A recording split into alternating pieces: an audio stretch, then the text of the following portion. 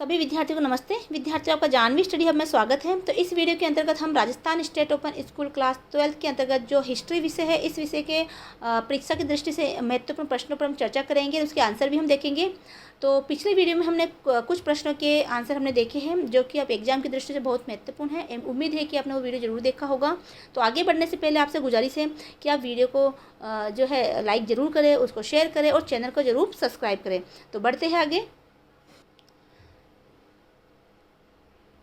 तो हम question number 26 देखेंगे। जैन धर्म की विश्व को क्या देन है, विस्तृत वर्णन कीजिए कि जैन धर्म के द्वारा विश्व को क्या देन है।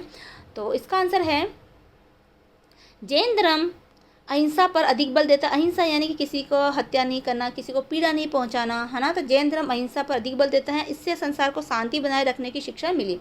जैन धर्म के प्रमुख सिद्धांत अनेकवाद में विश्वास है। अनेकतावाद में विश्वास है। इसमें मनुष्य को ये शिक्षा मिलती है कि उन्हें आपस में द्वेष नहीं करना चाहिए। जैन धर्म का प्रमुख सिद्धांत अपरिग्रह है। इस सिद्धांत का आज के महागामी के युग में महत्वपूर्ण स्थान है। अपरिग्रह यानी कि चोरी नहीं करना, ठीक है, झूठ नहीं बोलना, किसी को दुख नहीं पहुंचाना, ठीक है। तो ये वाले सिद्धांत इसके अंतर्गत आते हैं। जैन धर्म इस बात की प्रेरणा भी देता है कि प्राकृतिक संसाधनों का सही ढंग से उपयोग करना चाहिए। जैन धर्म के प्रमुख ग्रंथ प्राकृत भाषा में लिखे हुए हैं। तो जैन धर्म के जो भी ग्रंथ है वो कौन सी भाषा में लिखे गए? प्राकृत भाषा में, जिससे प्राकृत भाषा के विकास में योगदान मिला। जैन धर्म से संबंधित मंदिरों के निर्माण से भारत की स्थापत्य कला के विकास में योगदान मिला। जैसे राजस्थान में नकोड़ा, भैरवनाथ, रणकपुर के जैन मंदिर तथा देलवाड़ा के मंदिर स्थापत्य कला के उदाहरण है। तो ये बहुत सुंदर सुंदर मंदिर बने हुए हैं राजस्थान में, जो कि जैन मंदिर का ही हम एक उदाहरण देखते हैं, स्थापत्य कला का एक उदाहरण भी है।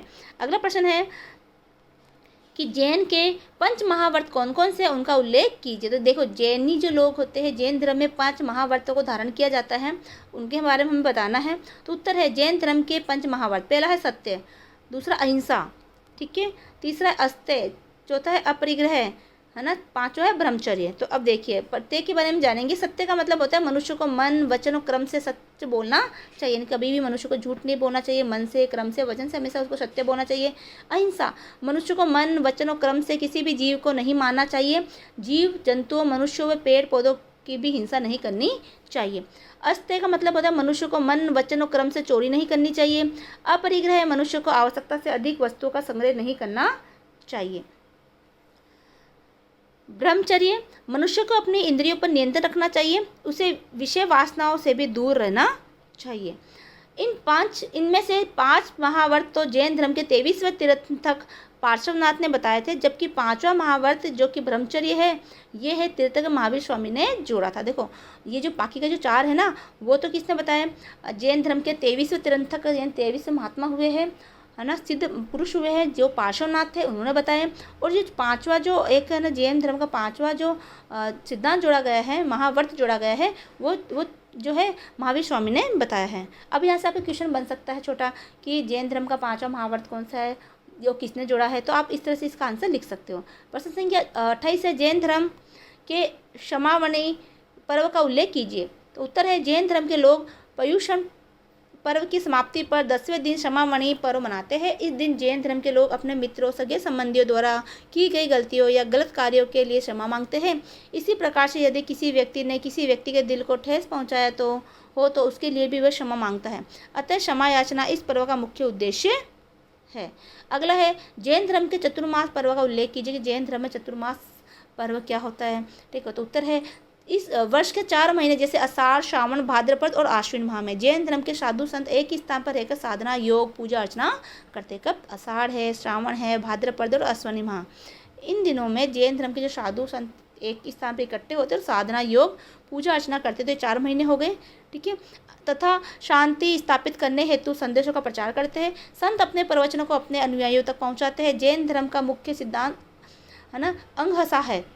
वर्षा ऋतु में कई प्रकार के जीव जंतुओं का उदय होता है।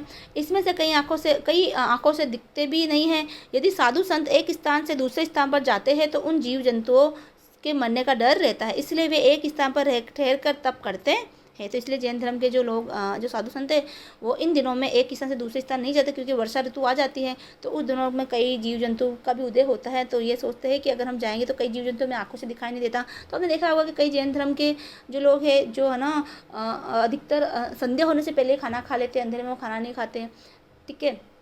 इसी तरह वो मुंह पर कपड़ा डाल के रखते हैं ताकि कोई भी जीव जंतु उनके जो श्वास के जरिए उनके शरीर में बॉडी में प्रवेश ना करे और उनकी हत्या ना हो।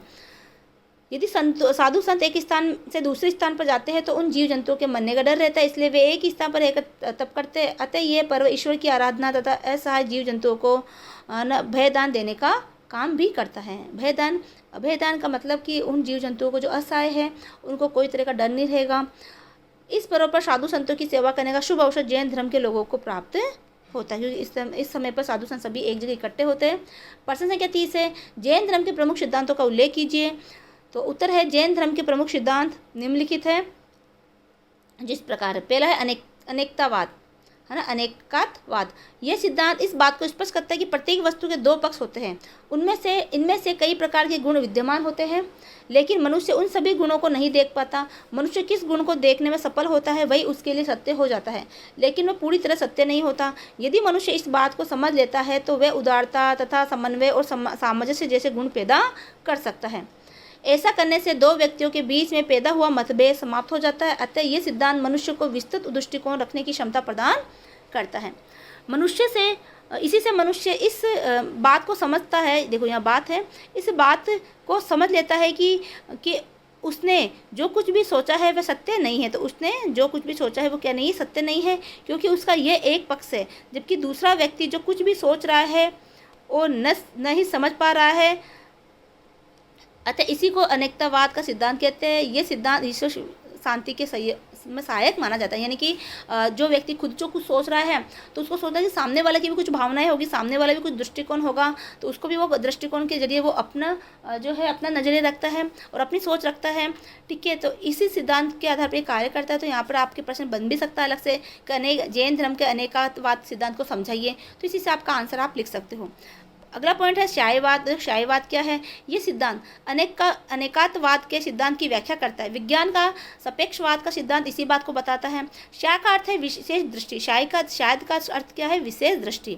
तो आपको पूछा जा सकता है शायद का अर्थ क्या है और कौन से धर्म से संबंधित है? शायद का अर्थ है विशेष दृष्टि और जैन धर्म से संबंधित है। तथा वाद का अर्थ है कवच। इस प्रकार से शायदवाद का अर्थ है कि एक व्यक्ति किसी को विशेष दृष्टि से देखता है तथा दूसरा व्यक्ति दूसरे को दूसरी दृष्टि से देखता है, यानी कोई व्यक्ति किसी व्यक्ति को विशेष दृष्टि से देखता है और कोई दूसरा व्यक्ति उसको किसी दूसरी दृष्टि से देखता है। दोनों व्यक्तियों के अपने अपने स्थान पर सही होते हैं। जैसे एक व्यक्ति किसी का पुत्र है तो किसी का भाई तथा किसी स्त्री का पति हो सकता है, यहाँ पर तथा आएगा, ठीक है। तो तथा किसी स्त्री का पति हो सकता है। तो देखो भाई जो है उसको भाई की दृष्टि से देखेगा, पुत्र है तो पिता उसको पुत्र की दृष्टि से देखेगा, अगर वो पति है तो पत्नी उसको अपने पति की दृष्टि से देखेगी। अतः एक ही व्यक्ति अन्य लोगों से अलग अलग संबंधों से जुड़ा रहता है, जो कि सत्य है। अतः सिद्धांत को जैन धर्म में श्यायवाद कहते हैं। अगला प्रश्न है बौद्ध धर्म की स्थापना किसके द्वारा की गई? तो उत्तर है बौद्ध धर्म की स्थापना महात्मा बुद्ध के द्वारा की गई। अगला है बौद्ध संगति कब कहाँ हुई? तो बौद्ध संगति जो है वो जो है प्रथम बौद्ध संगति है ना 483 ईसा पूर्व में राजगृह में हुई थी। द्वितीय बौद्ध संगति 383 ईस्वी में वैशाली में हुई थी। तीसरी बौद्ध संगति 283 ईस्वी में पाटलिपुत्र में हुई थी। चौथी बौद्ध संगति प्रथम शताब्दी में कुंडलवन में हुई थी। फिर है बौद्ध धर्म के प्रमुख सिद्धांत कौन कौन से हैं? तो उत्तर है बौद्ध धर्म के प्रमुख संप्रदाय हीनयान और महायान है। धर्म चक्र प्रवर्तन से क्या समझते हैं? यह धर्म चक्र प्रवर्तन से क्या तात्पर्य है? तो उत्तर है गौतम बुद्ध ने सारनाथ में 5 ब्राह्मणों को शिष्य बनाया। देखो गौतम बुद्ध ने क्या किया? सारनाथ में 5 ब्राह्मणों को क्या बनाया? अपना शिष्य बनाया तथा उन्हें बौद्ध धर्म की दीक्षा दी। इस घटना को धर्म चक्र प्रवर्तन कहते हैं। महाभिनिष्क्रमण से क्या अभिप्राय है? तो उत्तर है महात्मा बुद्ध ने 29 वर्ष की आयु में ज्ञान प्राप्त करने के लिए अपनी पत्नी व पुत्र को सोता हुआ छोड़कर आधी रात को घर छोड़ दिया। इसी घटना को जो है महाभिनिष्क्रमण कहते हैं। प्रश्न संख्या 36 है 4 आर्य सत्य कौन कौन से हैं? तो 4 आर्य सत्य बताइए। तो 4 आर्य सत्य है निम्न प्रकार हैं। दुख, संसार में दुख है। तो पहला क्या है? दुख है। दूसरा दुख का समुदाय है। तीसरा दुख निरोध है। चौथा है मार्ग। देखो दुख तो पहला है चार आर्य सत्य दुख, संसार में दुख ही दुख है, दुख समुदाय, दुख का कारण इच्छाएं तृष्णा है, ठीक है। दुख निरोध, दुख के निराकरण के लिए इच्छाओं का दमन करना आवश्यक है। देखो संसार में दुख ही दुख है और दुख का मुख्य कारण क्या है कि दुख का कारण इच्छाएं तृष्णा है। व्यक्ति कुछ ना कुछ इच्छाएं रखता है और वो इच्छा उसकी पूरी नहीं होती तो उसको दुख होता है। दुख निरोध, तो दुख के निवारण के लिए एक ही उपाय है कि वो अपनी इच्छाओं को खत्म कर ले, उसकी कोई इच्छाएं ना रहे। मार्ग, इच्छाओं के दमन के लिए अष्टांगी मार्ग का पालन करना आवश्यक है। तो अब इच्छाओं को कैसे खत्म कर सकते हैं, इसके लिए उनको अष्टांगी मार्ग अपनाना पड़ेगा, जो कि बौद्ध धर्म में है। अगला है त्रिपट से क्या तात्पर्य, तो उत्तर है महात्मा बुद्ध की शिक्षाओं को 3 टोकरियों में एकत्रित किया गया है, जिन्हें त्रिपट कहते हैं। पहला है मुक्ति पिटक, विनय पिटक, अभिधम पिटक। प्रश्न संख्या 38 है बौद्ध धर्म के संप्रदायों का उल्लेख कीजिए कि बौद्ध धर्म में कौन कौन से संप्रदाय हैं। तो उत्तर है बौद्ध धर्म के 2 प्रमुख संप्रदाय हैं, जैसे हीनयान, दूसरा है महायान। अब इनके बारे में हम विस्तार से जानेंगे। तो हीनयान क्या है, यह संप्रदाय महात्मा बुद्ध को मनुष्य के रूप में मानता है। देखो हीनयान यार वाले जो लोग हैं वो महात्मा बुद्ध को जो है मनुष्य के रूप में मानता है तथा मूर्ति पूजा में विश्वास नहीं करते। इस संप्रदाय के लोगों को परंपरात्मक बौद्ध शिक्षाओं में विश्वास रहता है। बस ये क्या कहते हैं कि हम जो बौद्ध में जो शिक्षाएं लिखी हुई है बौद्ध धर्म में उस पर ये विश्वास करते हैं। इनको थेरवादी या स्थैर्यवाद कहते हैं। दूसरा है महायान। इस संप्रदाय के लोग महात्मा बुद्ध को ईश्वर के रूप में मानते हैं। ये लोग मूर्ति पूजा में विश्वास करते हैं। ये लोग नई विचारधाराओं का समर्थन करते हैं। ये लोग चमत्कारों में विश्वास करते हैं। इनको महासांधिक या स्वास्थ्यवादी कहते हैं। अब अगला है बौद्ध धर्म के अष्टांगी मार्ग का उल्लेख कीजिए। देखो अगर मुक्ति का मार्ग चाहिए तो बौद्ध धर्म के अनुसार अष्टांगी मार्ग को अपनाना पड़ेगा। तो बौद्ध धर्म के अष्टांगी मार्ग निम्नलिखित हैं जो कि मोक्ष तक पहुंचाते हैं। पहला है सम्यक दृष्टि। सम्यक का मतलब होता है कि एक उचित दृष्टि, है ना। देखो सम्यक का दृष्टि तो यानी 4 आर्य सत्य बुद्ध की शिक्षाओं में विश्वास करना, यानी कि सम्यक दृष्टि के कि 4 आर्य सत्य और बुद्ध की शिक्षाओं में विश्वास करना। सम्यक संकल्प मानव कल्याण में विश्वास करते हुए बुद्ध की शिक्षाओं को व्यवहारिक जीवन में मानना, यानी कि बुद्ध की जो शिक्षा है तो उन्होंने पढ़ ली लेकिन उसको फिर व्यवहार में भी उतारे। सम्यक वाणी, भाईचारे की भावना लाने हेतु अच्छी वाणी बोलना। तो सम्यक वाणी, उचित वाणी को बोलो, आप ऐसी वाणी बोले जो किसी को दुख ना पहुंचाए, भाईचारे को बढ़ाए। सम्यक कर्म, संसार में कल्याण हेतु कर्म करना। तो कर्म ऐसा करो जिससे संसार का कल्याण हो। सम्यक आजीविका, यानी ईमानदारी से जीवन यापन हेतु व्यवसाय करना। हमेशा ईमानदारी से अपना कार्य करना, अपने आजीविका चलाने के लिए ईमानदारी से आपको अपने कार्य को करना। सम्यक व्यायाम, बुरे विचारों को त्याग कर अच्छे विचार लाना, ठीक है। सम्यक अगला सम्यक जो है सम्यक स्मृति, यानी कि अपनी इंद्रियों की इच्छाओं पर नियंत्रण करना। तो इस तरह से उन्होंने बता रखा है। फिर है सम्यक समाधि। तो सम्यक समाधि यानी कि ये 8वां नंबर का है सम्यक समाधि। ये 8 अष्टांगी मार्ग है, 7वां यहाँ पर आई गया। तो सम्यक समाधि ध्यान को केंद्रित करके ध्यान लगाना, यानी ध्यान को केंद्रित करना और ध्यान लगाना। फिर प्रश्न है 40 बौद्ध धर्म के 10 शील कौन कौन से है। तो बौद्ध धर्म के 10 शील हमें लिखने हैं। तो उत्तर है बौद्ध धर्म के 10 शील निम्नलिखित है। तो पहला है सच बोलना चाहिए। तो बौद्ध धर्म के अनुसार क्या है, सच बोलना चाहिए। बौद्ध धर्म के 10 शील निम्नलिखित है। सच बोलना चाहिए, क्या करना चाहिए, सच बोलना चाहिए, चोरी नहीं करनी चाहिए, किसी भी जीव को नहीं सताना व न ही मारना चाहिए। तो नहीं सताना और नहीं मारना चाहिए। आवश्यकता से अधिक वस्तुओं का संग्रह नहीं करना चाहिए, यानी अपरिग्रह का हमें जो आर्य सत्य है वो अपनाना चाहिए, यानी कि इसकी आवश्यकता से अधिक धन का संचय, वस्तुओं का संचय ना करो। ब्रह्मचर्य का पालन करना चाहिए। अगला है असमय भोजन का त्याग करना चाहिए। हर समय लोग खाते रहते तो असमय भोजन नहीं करना चाहिए। कोमल सैया सेज का त्याग करना चाहिए, यानी कोमल सैया है, कोमल बेड है, उस पर नहीं सोना चाहिए। कंचन कामिनियत का त्याग करना चाहिए। सुगंधित द्रव्यों का त्याग करना चाहिए। सुगंधित जो द्रव्य पदार्थ होते हैं जैसे हम परफ्यूम वगैरह लगाते हैं तो उसका भी त्याग करना चाहिए। मादक पदार्थों का त्याग करना चाहिए। मादक पदार्थों का सेवन नहीं करना चाहिए। महात्मा बुद्ध ने गृहस्थी के लोगों के लिए उपयुक्त नियमों में प्रथम 5 नियमों का पालन करना अनिवार्य बताया है, जबकि पूरे 10 नियम भिक्षुओं के लिए अनिवार्य बताया है। अगला है गुरु नानक देव की शिक्षाओं का उल्लेख कीजिए। गुरु नानक देव की शिक्षाएं कौन कौन सी थी।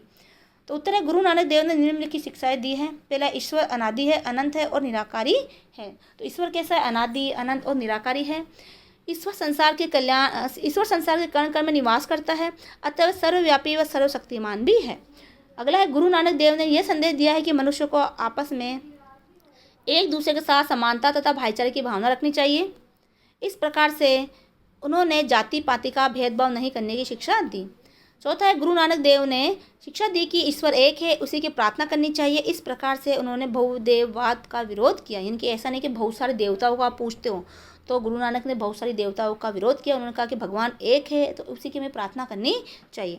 मनुष्य को सभी प्राणियों के प्रति दया की भावना रखनी चाहिए। जीव जंतुओं मनुष्यों की हिंसा नहीं करनी चाहिए। उनके साथ कठोरता का व्यवहार नहीं करना चाहिए।